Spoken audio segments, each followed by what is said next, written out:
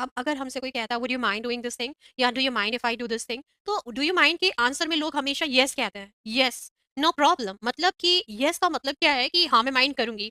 अब आपसे कोई पूछ रहा है आपको बुरा तो नहीं लगेगा, would you mind if I do this thing, आप कहोगे यस, मतलब आप माइंड करोगे। तो वुड यू माइंड या डू यू माइंड के आंसर में हमें यस नहीं कहना है, नो नॉट एट ऑल। हम ये बोल सकते हैं नो प्रॉब्लम, ये भी बोल सकते हैं, मतलब कोई प्रॉब्लम नहीं है मुझे, कोई मैं माइंड नहीं करूंगी, no not at all, no I don't mind, या ऑफ कोर्स नॉट, तो क्यों नहीं, बिल्कुल आप कर सकते हो ऐसा।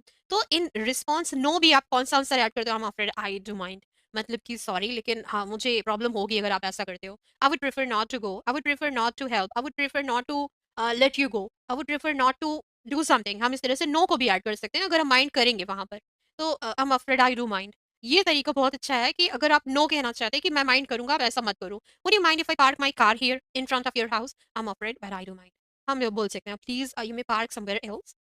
रिफ्यूजिंग परमिशन, परमिशन को रिफ्यूज कैसे करना, अनफॉर्चुनेटली आप टू से नो, अनफॉर्चुनेटली आप to say no, I am afraid but आप टू से नो, हम बोल सकते हैं। मेकिंग रिक्वेस्ट, अब हम रिक्वेस्ट किस किस तरह से कर सकते हैं, देखिए बहुत जरूरी है सारी चीजें क्योंकि ये रिस्पॉन्ड के अंडर आती हैं।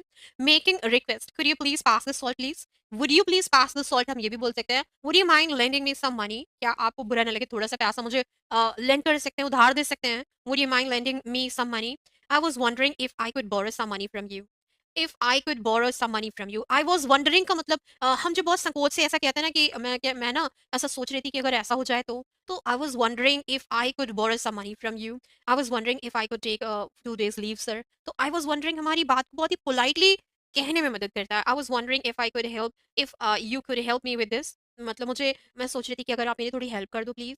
तो मैं सोच रही थी वाला फील आएगा वाज वंडरिंग के लिए।